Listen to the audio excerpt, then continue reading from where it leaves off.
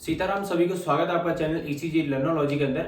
आज अपन बात करने वाले हैं सीओपीडी के बारे में। सीओपीडी जो है उसको कहते हैं क्रॉनिक ऑब्स्ट्रक्टिव पल्मोनरी डिजीज। तो जो क्रॉनिक ऑब्स्ट्रक्टिव पल्मोनरी डिजीज है ये क्या होती है, इसके अंदर क्या क्या आपको ईसीजी चेंजेस देखने को मिलेंगे, तो वो आज अपन इस लेक्चर के अंदर कवर करने वाले हैं। तो बात करते हैं सीओपीडी होती क्या है वो समझना है आपको। तो देखो, सीओपीडी का नाम से आपको समझ में आ रहा है कि क्रॉनिक ऑब्स्ट्रक्टिव पल्मोनरी डिजीज, मतलब कि पल्मोनरी डिजीज का मतलब है कि ये लंग्स की डिजीज है, ये तो आपको कंफर्म हो चुका।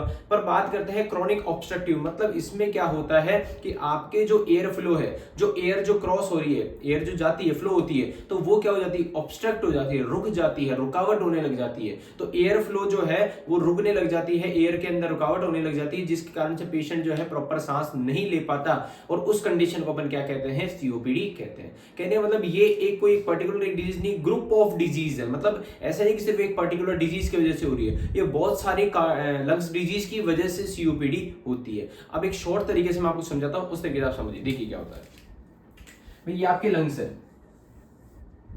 ठीक है। तो इन लंग्स के अंदर ये है आपके ब्रोंकियोल्स, ठीक है, ये आपके ब्रोंकियोल्स और ये है आपकी एल्वेलाई। तो ये जो ब्रोंकियोल्स है, अगर ये सिकुड़ जाए या इनके अंदर क्या हो जाए, इन्फ्लामेशन हो जाए, क्या हो जाए, इन्फ्लामेशन। ये देखिए, ये सिकुड़ गए और इनके अंदर क्या हो गया, इन्फ्लामेशन हो गया, स्वेलिंग वगैरह आ गई। तो अब जो जो एयर का जो रास्ता है, ठीक है, यहां से जो एयर क्रॉस हो रही थी, ठीक है, वो एयर प्रॉपर जाएगी नहीं। तो देखिए, इस कंडीशन को अपन क्या बोलेंगे, इस कंडीशन को अपन बोलेंगे ब्रोंकाइटिस। क्या बोलेंगे, ब्रोंकाइटिस। मतलब जो ब्रोंक्यूल्स है उनके अंदर क्या हो गया, आइटिस यानी इन्फ्लेमेशन, मतलब ब्रोंक्यूल्स के अंदर क्या हो गया, इन्फ्लेमेशन।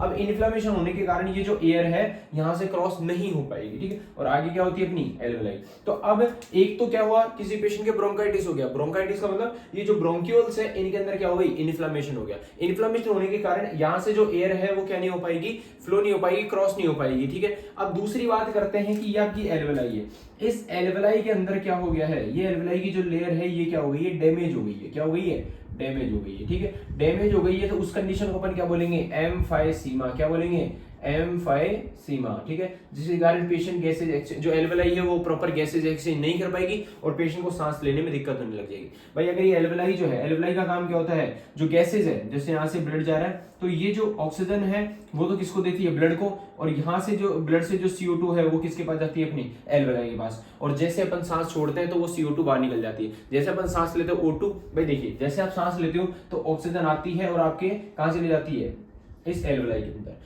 फिर एल्वेलाई के पास से आपकी वेसल्स होती है। अब यहां से क्या होता है कि आपकी जो ऑक्सीजन है, आपकी जो ऑक्सीजन है वो तो किस में आ जाता है, आपके ब्लड में, ठीक है, और यहाँ से जो CO2 है वो किस में चली जाती है, एल्वेलाई के अंदर। तो अब यहाँ पे ब्लड के अंदर तो ऑक्सीजन की मात्रा बढ़ जाती है और लंग्स के अंदर क्या हो जाती है, CO2 हो जाती है। तो ये जो सारी चीज है ये कहाँ हो रही है, आपकी इस एल्वेलाई के अंदर। किसके अंदर हो रही है, एल्वेलाई के अंदर। मतलब जो एल्वेलाई है वो क्या करती है, गैसेज एक्सचेंज कराने का काम करती है, गैसेज का आदान प्रदान, एक्सचेंज होता है, ठीक है। अब गैसेज एक्सचेंज अगर यहाँ पे हो रही है और इसी लेयर के अंदर अगर डैमेज हो जाए, एल्वेलाई के अंदर क्या हो जाए, डैमेज हो जाए, एल्वेलाई प्रॉपर गैसेज से एक्सचेंज नहीं कर पाए, तो उस कंडीशन को अपन क्या बोलेंगे, एम्फाइसीमा। क्या बोलेंगे, एम्फाइसीमा। और अगर अपने ब्रोंकियोल्स के अंदर क्या हो जाए, इन्फ्लेमेशन हो जाए, ठीक है, उसको अपन क्या बोलेंगे, ब्रोंकाइटिस। अब आप समझिए भाई, कोई ये ब्रोंकियोल है, इसके अंदर से प्रॉपर गैसेज एक्सचेंज हो रही है, एयर प्रॉपर फ्लो हो रही है, पर इन्फ्लेमेशन होने के कारण, मतलब इसमें स्वेलिंग या इन्फेक्शन होने के कारण, या फिर ये क्या हो गए, नैरो हो गए, सिकुड़ गए। सिकुड़ क्यों गए भाई, कोई इन्फ्लेमेशन वगैरह हो गया हो, ठीक है। अब इन्फ्लेमेशन होने के कारण यहाँ से जो एयर है वो प्रॉपर क्रॉस नहीं हो पाएगी,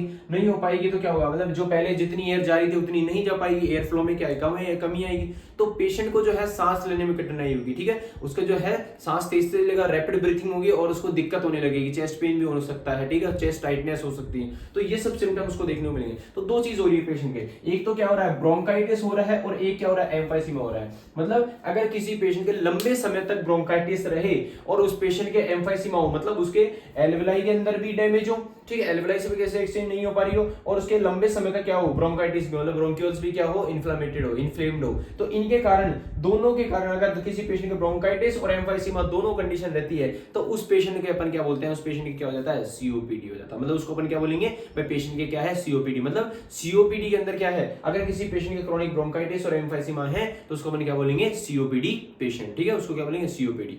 तो यहाँ पे बात करते हैं सीओपीडी, तो क्रॉनिक ऑब्स्ट्रक्टिव पल्मोनरी डिजीज मतलब लंग डिजीज, मतलब लंग डिजीज है पेशेंट के और कब कैसे है ऑब्स्ट्रक्टिव, रुकावट क्रिएट करे। अब रुकावट किसमें, लंग्स में क्या रुकावट होती है, एयर फ्लो की रुकावट। तो एयर फ्लो के अंदर क्या हो रहा है, ऑब्स्ट्रक्शन हो रहा है क्रॉनिकली, क्रॉनिक मतलब लंबे समय तक, ऐसा नहीं कि एक दिन में हो जाती है, इसको होने में बहुत लंबे टाइम लगता है, बहुत ज्यादा समय लगता है, फिर धीरे धीरे ये सीओपीडी में कन्वर्ट होती है। मतलब किसी का ब्रोंकाइटिस हुआ, फिर किसी का एम्फाइसीमा हुआ, मान के चलिए, और ये दोनों किसी पेशेंट के है तो उसको अपन क्या बोलेंगे, सीओपीडी बोलेंगे, ठीक है। तो एक ग्रुप ऑफ लंग डिजीज है, ठीक है, बहुत सारी लंग डिजीज का एक ग्रुप है सीओपीडी, ठीक है, पर्टिकुलर एक डिजीज है पर बहुत सारी डिजीज से मिलके ये बनी है, बहुत सारी डिजीज होने के बाद में ये डिजीज हुई, इसलिए अपन क्या बोलेंगे, COPD is a group of lung disease. तो इसकी डेफिनेशन की बात करें तो COPD is a group of lung disease, क्या है ये, group of lung disease that cause air flow obstruction, ठीक है, जिसके कारण क्या हो रहा है, air flow obstruction, air flow जो है उसके अंदर क्या हो रही है, ऑब्स्ट्रक्शन, ऑब्स्ट्रक्शन मतलब रुकावट, एयर फ्लो के अंदर क्या हो रही है, रुकावट हो रही है, and resulting in breathing difficulty, और उसके रिजल्ट में क्या हो रहा है, ब्रीथिंग डिफिकल्टी, सांस लेने में कठिनाइयां हो रही है, क्या हो रही है, ब्रीथिंग डिफिकल्टी हो रही है। तो बात करते हैं अगले पॉइंट की, तो chronic bronchitis and emphysema are the most common conditions that cause COPD, मतलब क्रॉनिक ब्रोंकाइटिस और एम्फाइसीमा जो है, ये जो दो कंडीशंस है, ये सबसे ज्यादा जो मोस्ट कॉमन कंडीशंस है सीओपीडी की, मतलब सीओपीडी जो होने का जो कारण है सबसे ज्यादा किन वजह से होता है, किसी पेशेंट के अगर लंबे समय तक ब्रोंकाइटिस हो और एम्फाइसीमा हो तो उनके कारण पेशेंट की क्या हो सकती है, सीओपीडी हो सकती है, मतलब इनकी अगर लंबे समय तक रहे तो पेशेंट की क्या हो सकती है, सीओपीडी हो सकती है। आई बात समझे आपको, इंट्रोडक्शन आपके 2 लाइन का हो गया। अब अपन बात करते हैं इसको ईसीजी में कैसे पता करते हैं, कैसे इसको ईसीजी में डायग्नोस करते हैं। देखिए बहुत इजी है, ज्यादा हार्ड नहीं, इसके आपको क्राइटेरिया जो है यहाँ के वो आपको इजी तरीके से समझ में आ जाएंगे, बस आपको ध्यान से देखनी है पूरी क्लास। और एग्जाम के पॉइंट ऑफ व्यू से भी मैं बात करूं तो सीओपीडी क्वेश्चन आने के पूरे चांसेस रहते हैं, सीओपीडी क्वेश्चन आता है पेपर के अंदर। अब चाहे फर्स्ट ईयर की बात करें चाहे सेकंड ईयर की बात करें, दोनों के अंदर सीओपीडी का जो क्वेश्चन है उसके आने के चांसेस हैं, और इसके क्राइटेरिया बहुत ज्यादा पूछे जाते हैं। वो इस वजह से पूछे जाते हैं, देखिए इसके पर्टिकुलर ऐसे कोई क्राइटेरिया नहीं है, पर ये सीओपीडी पेशेंट के अंदर हो रही है, उसके कारण अपन को क्या क्या चेंजेस देखने को मिलेंगे, और वही चेंजेस जो है मतलब हार्ट पे क्या क्या चेंजेस देखने को मिलेंगे, और वही चेंजेस के अकॉर्डिंग अपन को क्राइटेरिया लिखना है। तो सबसे पहले क्राइटेरिया की अगर मैं बात करूं तो पहले मैं समझा देता हूं, उसके बाद में आपको इजी तरीके से समझ में आ जाएंगे। देखिए क्या होता है भाई, ये आपके लंग्स है, ये है आपके लंग्स, ठीक है, और लंग्स ये है आपका हार्ट, हार्ट के राइट वेंट्रिकल से एक आर्टरी निकलती है जिसको क्या कहते हैं, पल्मोनरी आर्टरी, वो कहां जाती है, आपके लंग्स के पास जाती है, ठीक है, ब्लड को कहां लेके जाती है, ये अपना राइट वेंट्रिकल और ये अपना राइट एट्रियम,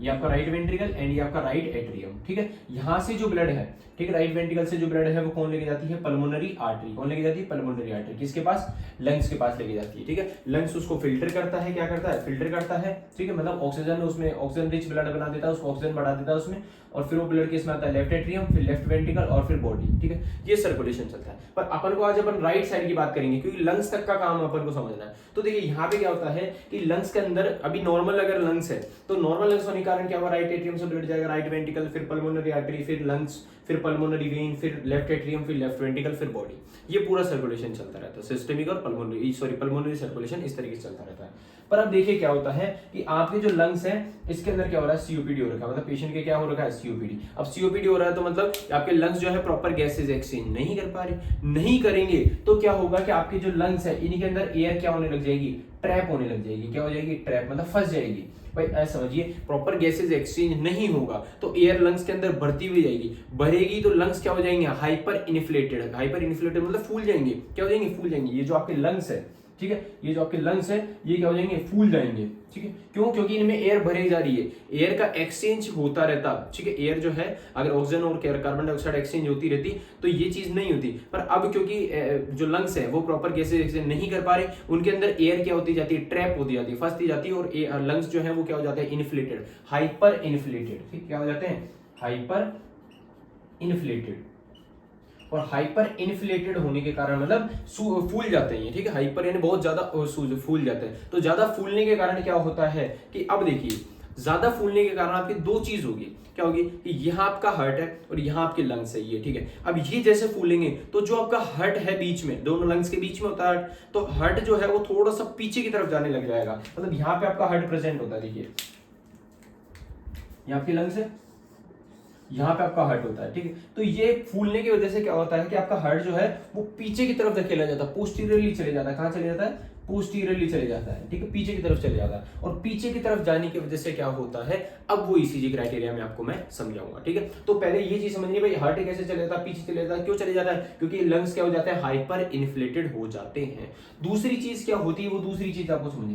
देखो दूसरी चीज क्या होती है कि अब क्योंकि लंग्स जो है वो प्रॉपर गैसेज एक्सचेंज नहीं कर पा रहे, जो वेसल्स है, जो लंग्स की जो वेसल्स है, पल्मोनरी आर्टरीज है, ठीक है, जो लंग्स की छोटी छोटी वेसल्स है, वो क्या होने लग, सिकुड़ने लग जाती है, नैरो होने लग जाती है। नैरो होने के कारण अब प्रॉपर लंग्स जो है प्रॉपर गैसेज एक्सचेंज नहीं कर पाएगा, आर्टरीज इनकी सिकुड़ जाएगी, तो आपकी जो पल्मोनरी आर्टरी है इसका क्या बढ़ेगा, प्रेशर बढ़ेगा। क्या बढ़ेगा? प्रेशर बढ़ेगा। और पल्मोनरी आर्टरी का प्रेशर बढ़ता है, उसको अपन क्या बोलते हैं, पल्मोनरी हाइपरटेंशन। क्या बोलेंगे? Pulmonary hypertension.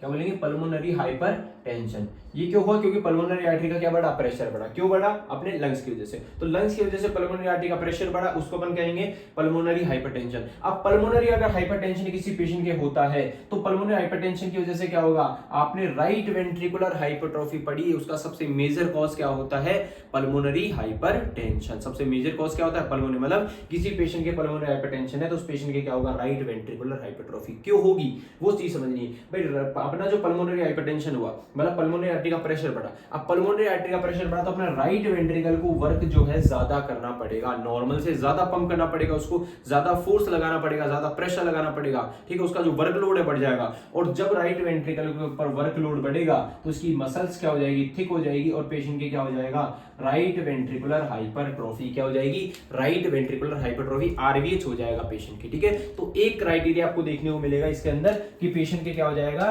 Right ventricular hypertrophy, मतलब सीओपीडी वाले पेशेंट के अपन को ईसीजी में राइट वेंट्रिकुलर हाइपरट्रॉफी देखने को मिल सकती है। अब यहाँ पे आप बात करेंगे राइट वेंट्रिकुलर हाइपरट्रॉफी कैसे पहचानेंगे, तो राइट वेंट्रिकुलर हाइपरट्रॉफी की मैंने क्लास ली हुई है, उसमें जो क्राइटेरिया है वही यहाँ पे आएंगे, समझ में आई। मतलब अगर मैं यहाँ पे इन सब के क्राइटेरिया लिखने लगूं तो ये बोर्ड क्या है, ये 2 बोर्ड भर जाएंगे आपके, ठीक है। इतने क्राइटेरिया अपन उन्होंने नहीं लिखने, अपन को क्या लिखना डायरेक्ट, भाई पेशेंट के क्या देखने को मिलेगा, राइट वेंट्रिकुलर हाइपरट्रॉफी, ठीक है। अब राइट वेंट्रिकुलर हाइपरट्रॉफी के क्या क्राइटेरिया है वो आपको, जो मैंने पहले क्लास अपलोड की हुई है वो आपको देखनी पड़ेगी, उससे आपको इजी तरीके से समझ में आ जाएगा भाई उसमें होता क्या है, क्या क्या क्राइटेरिया होते हैं। यहाँ पे अपन बात करते हैं कि सीओपीडी की वजह से पेशेंट के क्या देखने को मिला, राइट वेंट्रिकुलर हाइपरट्रॉफी। क्यों हुई? क्योंकि लंग्स जो है प्रॉपर गैस एक्सचेंज नहीं कर पा रहे, इसकी वजह से पल्मोनरी आर्टरीज का प्रेशर बढ़ेगा, प्रेशर बढ़ेगा तो पल्मोनरी हाइपरटेंशन होगा, हाइपरटेंशन की वजह से राइट वेंट्रिकल के ऊपर वर्कलोड बढ़ेगा, वर्कलोड बढ़ने के बाद इसमें क्या हो जाएगी, राइट वेंट्रिकुलर हाइपरट्रॉफी। दूसरी बात, राइट वेंट्रिकुलर हाइपरट्रॉफी मतलब राइट साइड में, राइट वेंट्रिकल के ऊपर प्रेशर बढ़ा तो सीधी सी बात आपके राइट एट्रियम के ऊपर भी क्या बढ़ेगा, प्रेशर बढ़ेगा। क्यों बढ़ेगा भाई, यहां से जो ब्लड है राइट वेंट्रिकल तेज, वर्कलोड ज्यादा बढ़ा, इस पे ज्यादा पंप करना पड़ा, इसको ज्यादा पंप करना पड़ेगा तो राइट एट्रियम पे भी फोर्स बढ़ेगा कि जल्दी जल्दी उसको ब्लड देना। तो राइट एट्रियम भी क्या हो सकता है आपका, इनलार्ज हो सकता है। क्या हो सकता है, इनलार्ज हो सकता है, बड़ा हो सकता है, ठीक है। क्यों? क्योंकि इस पे क्या बढ़ रहा है, वर्कलोड बढ़ रहा है। तो राइट एट्रियम क्या हो सकता है, इनलार्ज हो सकता है। तो आपको क्या देखने को मिल सकता है, जब राइट एट्रियम इनलार्ज होता है, आरएई किसी पेशेंट के होता है तो उसको ईसीजी में क्या देखने को मिलती है, पी पल्मोनेल। क्या देखने को मिलती है, पी पल्मोनेल। तो आपको ईसीजी में क्या देखने को मिलेगी, पी पल्मोनेल। पी पल्मोनेल मतलब आपकी जो पी वे है वो आपको टॉल देखने को मिलेगी, ठीक है। कितनी मिलेगी, 2.5 mm से ज्यादा। जो आपकी पी है वो क्या देखने को मिलेगी, टॉल देखने को मिलेगी, कितनी, 2.5 mm से ज्यादा। तो उसको अपन क्या बोलते हैं, पी पल्मोनेल। और पी पल्मोनेल कब होता है, जब किसी पेशेंट के क्या हो, राइट एट्रियल इनलार्जमेंट। अगर उसका राइट साइड का एट्रियम जो है वो इनलार्ज हो जाएगा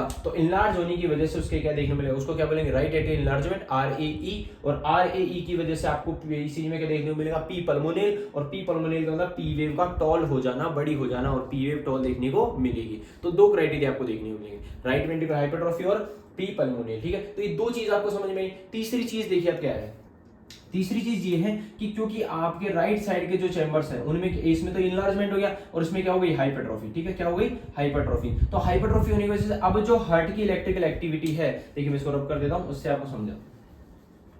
अब जो हार्ट की इलेक्ट्रिकल एक्टिविटी है वो क्या होने लग जाएगी, राइट साइड में डेविएट हो जाएगी। क्या हो जाएगी, राइट साइड में डेविएट हो जाएगी। देखिए कैसे, भाई ये आपका सेंटर है, ठीक है। हार्ट से इलेक्ट्रिकल एक्टिविटी किधर जाती है, लेफ्ट साइड में जाती है। पर अब क्योंकि राइट में दिक्कत होने की वजह से आपकी इलेक्ट्रिकल एक्टिविटी किधर जाएगी, आपके राइट साइड में जाएगी। और राइट साइड में इलेक्ट्रिकल एक्टिविटी जाती है तो उस कंडीशन को हम क्या बोलते हैं, राइट एक्सिस डेविएशन, क्या बोलेंगे, राइट एक्सिस डेविएशन। और कितनी जाएगी, मोर देन प्लस 90 डिग्री, कितनी जाएगी, मोर देन प्लस 90 डिग्री। ठीक है, यहां पे मैं लिख देता हूं more than plus 90 degree. Okay, तो राइट एक्सिस डेविएशन देखने को मिलेगा। मतलब राइट एक्सिस डेविएशन मतलब जैसे आप सर्कल बनाते हो, ठीक है, ये है 90 डिग्री, ये आपका 0 डिग्री, तो हार्ट की इलेक्ट्रिकल एक्टिविटी और ये 180 डिग्री। तो हार्ट की इलेक्ट्रिकल एक्टिविटी पहले नॉर्मल इधर जाती है, पर क्योंकि आपके राइट साइड में दिक्कत होने की वजह से अब इलेक्ट्रिकल एक्टिविटी किधर डेविएट हो जाएगी, राइट साइड में, तो हार्ट की इलेक्ट्रिकल एक्टिविटी किधर जाएगी। ठीक है, अब राइट एक्सिस डेविएशन को भी पहचानने का तरीका होता है, क्या होता है वो चीज समझनी है। देखो, इसको आप दो लीड से देख सकते हैं, एक तो देख सकते हैं लीड फर्स्ट से और एक आप देख सकते हैं लीड एवीएफ से। आपको लीड फर्स्ट जो है वो तो इसमें क्या देखने को मिलेगी, नेगेटिव, और लीड एवीएफ क्या देखने को मिलेगी, पॉजिटिव। मतलब जब आप लीड फर्स्ट देखोगे तो आपका जो क्यूआरएस कॉम्प्लेक्स है वो पॉजिटिव कम नेगेटिव ज्यादा होगा, मतलब क्यूआरएस कॉम्प्लेक्स क्या होना चाहिए, नेगेटिव। और एवीएफ जो लीड है उसमें आपका क्यूआरएस कॉम्प्लेक्स पॉजिटिव होगा, नेगेटिव कम होगा, तो पॉजिटिव होगा। और अगर लीड फर्स्ट नेगेटिव है और एवीएफ अगर पॉजिटिव है तो उसको अपन क्या बोलते हैं, राइट एक्सिस डेविएशन। क्या बोलते हैं, राइट एक्सिस डेविएशन। तो पेशेंट क्या देखने को मिलेगा, राइट एक्सिस डेविएशन देखने को मिलेगा। क्यों, क्योंकि आपके राइट साइड के अंदर इलेक्ट्रिकल एक्टिविटी डेविएट हो रही है, मतलब हार्ट की जो इलेक्ट्रिकल एक्टिविटी है वो किधर जा रही है, राइट साइड में जा रही है, जिस वजह से उसके पेशेंट को क्या देखने को मिलेगा, राइट एक्सिस डेविएशन। अगले क्राइटेरिया की अगर मैं बात करूं तो देखिए आपके तीन क्राइटेरिया हो गए, right axis deviation, P pulmonale and right ventricular hypertrophy. अगले क्राइटेरिया की अगर मैं बात करूं तो वो क्या है आपका, poor R wave progression. Poor R wave progression और लो वोल्टेज ईसीजी। देखिए लो वोल्टेज ईसीजी और पुअर आर वेव प्रोग्रेशन दोनों कैसे देखने को मिलेंगे भाई। देखिए आपको पता है कि आपके लंग्स जो हैं वो क्या हो गए, हाइपर इन्फ्लेटेड। क्या हो गए, हाइपर इन्फ्लेटेड। अब जो हार्ट है वो कहां चलेगा, थोड़ा सा पीछे की तरफ चलेगा, पीछे की तरफ धकेल दिया गया क्योंकि लंग्स ज्यादा बाहर की तरफ आ गए। अब क्या होता है, आपको पता है कि अपन जो लीड्स लगाते हैं, चेस्ट लीड्स जो लगाते हैं, ठीक है, चेस्ट लीड्स जो लगाते हैं वो कैसे लगाते हैं, ये है आपकी V6, V5, V4, V3, V2 और V1। ठीक है, तो यहाँ पे आपका जो लेफ्ट वेंट्रिकल है, ये यहाँ पे लेफ्ट वेंट्रिकल पे लगती है सारी लीड्स, V6, V5 और V4। तो अब क्या हुआ कि लंग्स जो है बाहर की तरफ आ गए भाई, यहाँ पे आपका हार्ट है, लंग्स बाहर की तरफ आ गए, तो हार्ट और जो इलेक्ट्रोड है, ठीक है, ये जो इलेक्ट्रोड है और ये जो हार्ट है, ये पहले नॉर्मल की व्यू है। अब मान के चलो ये सीन हो गया, तो यहाँ पे ये इलेक्ट्रोड्स हैं और ये है आपकी हार्ट। तो हार्ट और लंग्स के इसमें इलेक्ट्रोड्स के बीच में क्या आ गए, आपके लंग्स आ गए। क्या आ गए, लंग्स। और लंग्स के अंदर क्या भाई, पहले भी लंग्स थे पर अब पर लंग्स क्या हो गए, फूल गए। पहले भी लंग्स थे बीच में, पर लंग्स पहले क्या थे, बिल्कुल नॉर्मल थे। अब क्या हुआ, दोनों के बीच में डिस्टेंस बढ़ गया। अब दोनों के बीच में डिस्टेंस बढ़ गया, दूसरी बात क्या हुई कि इसके अंदर क्या भर गई, अब एयर भर गई ज्यादा। पहले लंग्स के बीच में एयर नहीं थी, पहले हार्ट और भाई ये समझिए कि ये आपका हार्ट है, ठीक है, ये आपका हार्ट है और यहां पे आप इलेक्ट्रोड्स लगा रहे थे, ये आपने पहले इलेक्ट्रोड्स लगाए थे, और इसके बीच में आपके क्या है, यहाँ पे आपके लंग्स आ रहे हैं, ये लंग्स आ रहे हैं, एग्जांपल लीजिए, ठीक है। और सेकंड डायग्राम में सेम बना देता हूं, इसमें आपके सीओपीडी है, सीओपीडी है तो आपके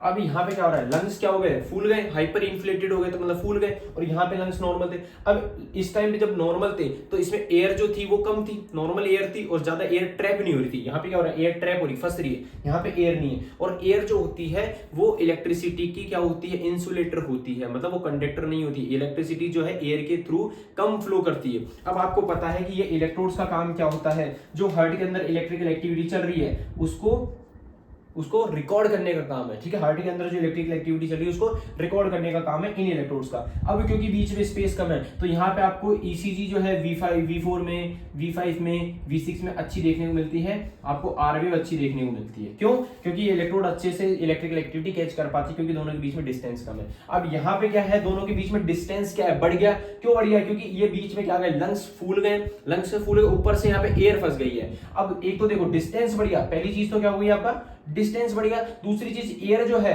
वो क्या होती है, नॉन कंडक्टर होती है, मतलब लेस कंडक्टर होती है, वो इंसुलेटर होती है। आप कहें क्या कहते हैं, इंसुलेटर, मतलब वो इलेक्ट्रिसिटी को फ्लो नहीं करने देती एक से दूसरे तक, तो यहाँ पे जो हार्ट की इलेक्ट्रिकल एक्टिविटी वो इन इलेक्ट्रोड्स तक पहुंच ही नहीं पाती, कम पहुंचती है। कम पहुंचेगी तो यहाँ पे आपके जो क्यूआरएस कॉम्प्लेक्स है वो छोटे छोटे बनेंगे। क्या बनेंगे? छोटे छोटे बनेंगे। और क्यूआरएस कॉम्प्लेक्स छोटे बनेंगे तो उनको अपन क्या कहेंगे? लो वोल्टेज क्यूआरएस कॉम्प्लेक्स। क्या बोलेंगे? लो वोल्टेज क्यूआरएस कॉम्प्लेक्स। और मेनली किसमें देखेंगे? V4, V5 और V6, V4, V5 और V6 के अंदर देखने को मिलेंगे। दूसरी बात क्या है, क्योंकि आपके अब क्या हो रहा है, हार्ट जो है थोड़ा सा पीछे की तरफ धकेल दिया गया, तो धकेलने की वजह से अब आपके क्या हो गया, आपने जब पढ़ा है कि V1 से आप जब V6 की तरफ जाते हैं तो आपके आर वेव की हाइट जो है वो बढ़ती हुई जाती है। क्या होती है? बढ़ती हुई जाती है। अब क्योंकि V4, V5, V6 के अंदर क्यूआरएस कॉम्प्लेक्स क्या बन रहे हैं? छोटे छोटे बन रहे हैं, तो आपके इस कंडीशन को अपन क्या क्या बोलते हैं? Poor R wave progression. भाई आर वेव प्रोग्रेशन का मतलब होता है कि जब आप V1 से V6 तरफ जाएंगे तो आपके आर वेव की हाइट बढ़ती हुई जाती है, उसको अपन कहते हैं are wave progression.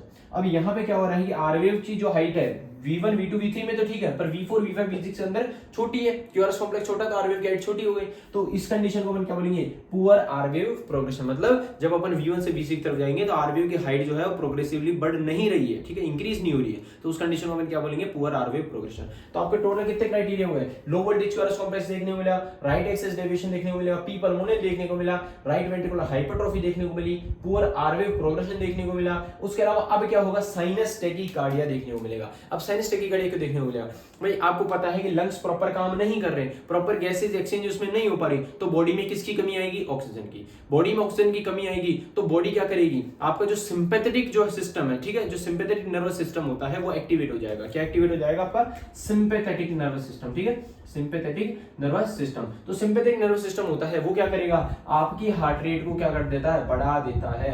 Heart rate बढ़ेगी, हार्ट रेट कैसे बढ़ेगी? ऐसे नोड के द्वारा। ऐसे नोड इंपल्स ज्यादा फायर करेगा, और इंपल्स ज्यादा फायर करेगा, हार्ट रेट बढ़ेगी, उस कंडीशन को अपन क्या कहते हैं? Sinus tachycardia. क्या कहेंगे? Sinus tachycardia. पेशेंट की क्या हो जाएगा? साइनस टैकीकार्डिया हो जाएगा। क्यों हो जाएगा? क्योंकि पेशेंट का क्या हो रहा है? सिंपैथेटिक एक्टिविटी बढ़ रही है, सिंपैथेटिक नर्वस सिस्टम एक्टिवेट हो गया है, जिस वजह से। अगले क्राइटेरिया की बात करूं तो अगला क्राइटेरिया आपको एक चीज और देखने को मिल सकती है, मल्टीफोकल एट्रियल टैकीकार्डिया देखने को मिल सकता है। मल्टीफोकल एट्रियल टैकीकार्डिया वो क्या होता है वो देखिए। देखिए क्या होता है, आपके हार्ट जो है, इस एट्रिया को जो है प्रॉपर इंपल्स नहीं मिलेगी, सॉरी ऑक्सीजन नहीं मिलेगी, ठीक है भाई, क्योंकि लंग्स जो है वो प्रॉपर गैसेस एक्सचेंज नहीं कर पा रहे, बॉडी में ऑक्सीजन की कमी आ रही है। ऑक्सीजन की कमी आएगी तो आपके एट्रिया की जो सेल्स है इनको ऑक्सीजन की कमी हो जाएगी। एट्रिया की सेल्स है उनमें क्या हो जाएगी? ऑक्सीजन की कमी हो जाएगी। दूसरी बात क्या है कि आपके जो एट्रिया है वो इनलार्ज हो रहा था, ये भी आपने पढ़ा कि सीओपीडी की वजह से एट्रिया क्या हो रहा है? इनलार्ज हो रहा है। तो जो मसल्स है, जो सेल्स है, उन सेल्स में क्या हो रहा है? डैमेज हो रहा है, ठीक है, उनमें एब्नॉर्मेलिटी हो रही है। क्या हो रही है? एब्नॉर्मेलिटी। और जब एब्नॉर्मेलिटी होगी तो क्या होगा? ये जो सेल्स है ये क्या करेगी? इंपल्स बनाने लग जाएगी, ठीक है, ये क्या करेगी? इंपल्स जनरेट करेगी, ठीक है, क्या करेगी? इंपल्स जनरेट करेगी। क्या करेगी? Impulse generate.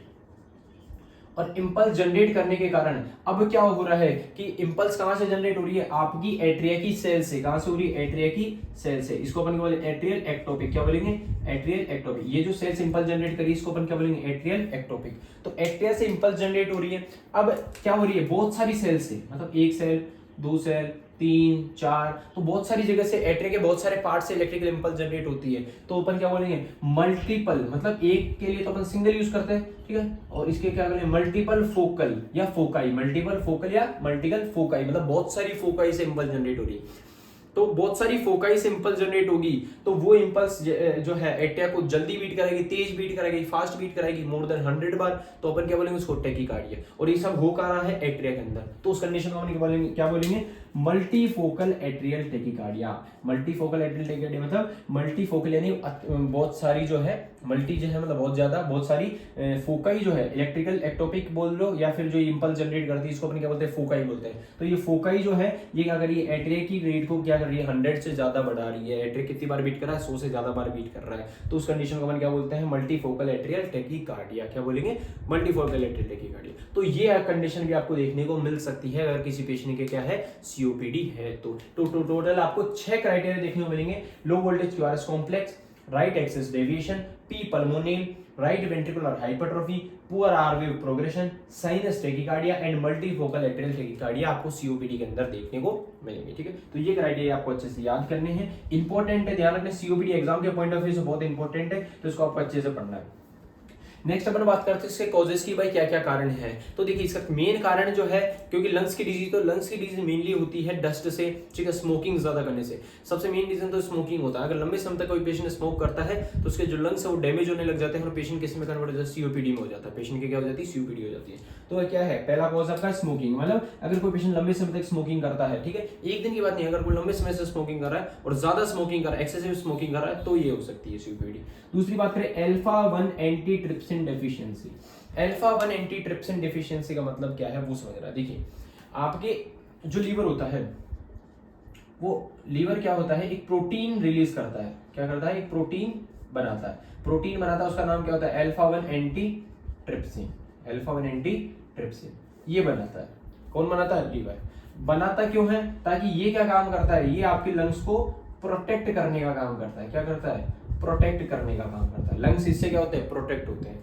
अब अगर कोई पेशेंट स्मोकिंग करता है तो स्मोकिंग की वजह से क्या होता है, आपकी जो ये अल्फा एंटीट्रिप्सिन है इसकी क्या हो जाती है, कमी होने लग जाती है। क्या होने लग जाती है, कमी होने लग जाती है। जो पेशेंट लंबे समय स्मोकिंग करते हैं, ठीक है, या पोल्यूटेड एरिया वगैरह में रहते हैं, तो जिस कारण से क्या होता है, उसकी बॉडी में किसकी कमी आने लग जाती है, अल्फा 1 एंटीट्रिप्सिन। और इसकी कमी आएगी तो आपके जो लंग्स है वो जो पहले प्रोटेक्ट हो रहे थे, मतलब उनका बचाव जो हो रहा था वो क्या हो जाएगा, कम हो जाएगा। और बचाव अगर कम हुआ तो वो क्या होने लग जाएंगे, धीरे धीरे डैमेज होने लग जाएंगे। तो अगर किसी पेशेंट के अल्फा 1 एंटीट्रिप्सिन की कमी हो जाती है, इसकी डेफिशिएंसी हो जाती है, तो पेशेंट के सीओपीडी के चांसेस बढ़ जाते हैं और पेशेंट के सीओपीडी हो सकता है।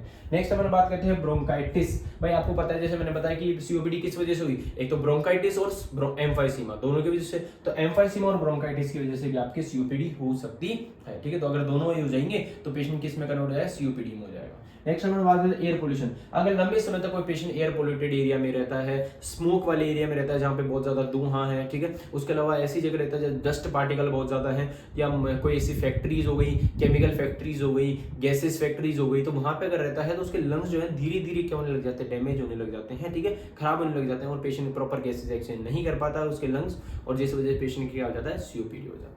नेक्स्ट अपन बात करते हैं रेस्पिरेटरी इन्फेक्शन। अगर पेशेंट के रेस्पिरेटरी इन्फेक्शन है, ठीक है, रेस्पिरेशन जो है उसमें इन्फेक्शन हो रखा है, ठीक, किसी भी प्रकार का, लाइक निमोनिया हो गया, अस्थमा हो गया, ब्रोंकाइटिस हो गया, ठीक है, इन सब की वजह से क्या हो सकता है, जो लंग्स है धीरे धीरे कोलैप्स होने लग जाते हैं, काम करना कम कर देते हैं और गैसेज एक्सचेंज नहीं कर पाते और सीओपीडी हो जाती है, ठीक है।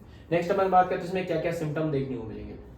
तो सांस लेने में कठिनाई, भाई सबसे मेजर सिम्टम तो यही है कि भाई पेशेंट के लंग्स की दिक्कत है, तो सबसे पहली चीज होगी सांस लेने में कठिनाई होगी, शॉर्टनेस ऑफ ब्रीथ देखने को मिलेगी, ठीक है। इसको मन क्या बोलते हैं, डिस्पनिया भी कहते हैं। क्या बोलते हैं, DYSPNE, डिस्पनिया, ठीक है, डिस्पनिया भी कहते हैं उसको। अपन कहेंगे शॉर्टनेस ऑफ ब्रीथ। उसके अलावा परसिस्टेंट कफ, परसिस्टेंट कफ मतलब लगातार खांसी आएगी, उसको लंबे समय तक खांसी आएगी, ठीक है, तो खांसी उसकी बढ़ती रहेगी। और उसके अलावा वीजिंग, वीजिंग होने तो जब सांस लेता है तो विसल आएगी, सीटी जैसी आवाज आती है। जब पेशेंट सांस लेगा तो उसके सीटी जैसी आवाज आएगी, उसको अपन क्या कहते हैं, वीजिंग। उसके अलावा स्पूटम प्रोडक्शन, स्पूटम प्रोडक्शन मतलब उसके कफ आएगा, ठीक है, वो कफ जो होता है ना, स्पूटम जो होता है, जैसे खांसते तो कफ निकलता है बाहर, तो वो कफ आपको देखने को मिलेगा, तो स्पूटम प्रोडक्शन होगा। चेस्ट टाइटनेस, चेस्ट जो है टाइट टाइट फील होगा, क्योंकि एयर जो है उसमें फंसी हुई है, एयर फंसी हुई होने के कारण चेस्ट टाइट होगा। उसके अलावा फैटिग, थकान होगी। साइनोसिस, बॉडी नीली पड़ जाएगी। बॉडी नीली क्यों पड़ेगी, क्योंकि बॉडी के अंदर प्रॉपर गैसेज एक्सचेंज, जो ऑक्सीजन है उसकी मात्रा कम जा रही है। भाई लंग्स जो है गैसेज एक्सचेंज नहीं करेगा, गैसेज एक्सचेंज नहीं होगी तो बॉडी में ऑक्सीजन की कमी होगी,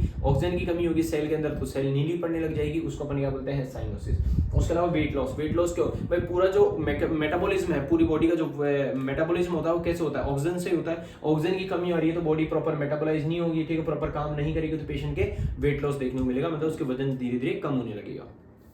डायग्नोसिस की अगर मैं बात करूं तो फिजिकल एग्जामिन करके अपन पता कर सकते हैं मेडिकल हिस्ट्री, ठीक है। सबसे पहले उसको फिजिकली देखेंगे उसके क्या दिक्कत है क्या नहीं है, उसके बाद उसकी मेडिकल हिस्ट्री लेंगे, पहले कोई दिक्कत नहीं थी या जो भी वगैरह है। उसके अलावा चेस्ट एक्सरे करेंगे, चेस्ट एक्सरे अपन पता कर सकते हैं उसमें लंग्स आपको हाइपर इन्फ्लेटेड देखने को मिलेंगे, ठीक है। उसके अलावा ब्लड टेस्ट पता करेंगे, ब्लड टेस्ट से अपन पता कर सकते हैं उसके और क्या क्या एलर्जी वगैरह तो नहीं है या और कोई दिक्कत तो नहीं है। उसके अलावा ECG से अपन फाइंड आउट कर सकते हैं, इन सब क्राइटेरिया से अपन पता कर सकते हैं इस पेशेंट के सीओपीडी है या नहीं है। उसके अलावा ABG टेस्ट नहीं, एट्रियल ब्लड गैस टेस्ट, मतलब एट्रियल ब्लड गैस का मतलब जो आर्टरी से, देखिए नॉर्मल आप सैंपल लेते हैं तो वो वेन से लेते हैं, ठीक है, वेन से टेस्ट अपन करते हैं ब्लड टेस्ट, पर यहाँ पे आर्टरी से सैंपल लिया जाता है ताकि आर्टरी के अंदर जो है वो ब्लड है उसमें कितना ऑक्सीजन लेवल है, कार्बन डाइऑक्साइड उसमें कितनी है, ठीक है, उसके अलावा और पीएच लेवल उसका कितना है, तो वो सब पता करने के लिए अपन टेस्ट करते हैं, उसको कहते हैं ईबीजी टेस्ट। उसके अलावा पल्स ऑक्सीमेट्री आपने हॉस्पिटल में देखा होगा, वो फिंगर के ऊपर वो जो मशीन लगाते हैं छोटी सी, ठीक है, वो ऑक्सीजन सैचुरेशन करने के लिए पता लगाते हैं भाई ऑक्सीजन जो लेवल है वो कितना है आपके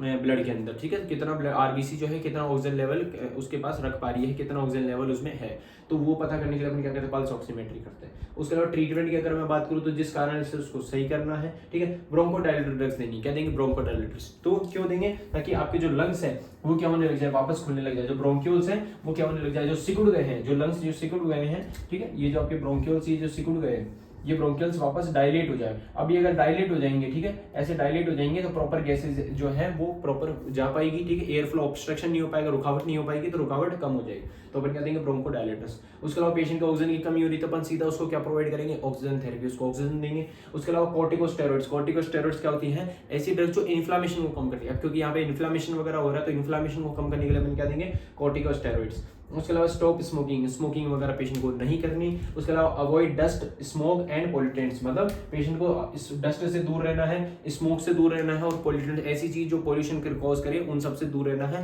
गंदी जगह पे नहीं जाना, प्रॉपर हाइजीन रखनी है, प्रॉपर एक्सरसाइज करनी है, ठीक है, और प्रॉपर डाइट लेनी है, हेल्दी डाइट लेनी है, तो ये चीजों का ध्यान रखना है, ठीक है। ये सब आ गए आपके ट्रीटमेंट या मैनेजमेंट की अगर बात करें तो वो सब चीजें। तो इस टॉपिक के अंदर कंप्लीट अपन ने सीओपीडी के बारे में पढ़ लिया है, पूरा इंट्रोडक्शन से लेकर जो ट्रीटमेंट तक है वहां तक अपन ने पढ़ लिया। जो मेन चीज है इसमें उसके ईसीजी क्राइटेरिया है, ईसीजी क्राइटेरिया को अच्छे से ध्यान रखना है, ठीक है। कोई डाउट आता है आप कमेंट सेक्शन में पूछिए, आपकी प्रिपरेशन अच्छे से रखिए, जितने भी मैं टॉपिक करा रहा हूँ इन सबको आप कवर कीजिए, क्योंकि ये आपके एग्जाम के पॉइंट ऑफ व्यू से बहुत इंपॉर्टेंट है। इसके बाद में भी जो अपना टाइम बच रहा है इसके अंदर अपन जितने टॉपिक अपने पेंडिंग रह रहे हैं वो सब मैं कंप्लीट करवा दूंगा। आपसे 3 से 4 दिन आपके रह रहे हैं एग्जाम के लिए, तो इसके अंदर अपन जो है इंपॉर्टेंट टॉपिक्स है वो सब मैं कंप्लीट करा दूंगा। उन सबको आप ध्यान से देखिए, प्रॉपर डेली की एक वीडियो अपलोड होगी तो आपको proper time to time video देखनी है। कोई डाउट आता है कमेंट सेक्शन में पूछिए, या फिर आपको कोई जल्दी वीडियो चाहिए तो आप कमेंट कर सकते हैं। Thank you for watching, follow for more content.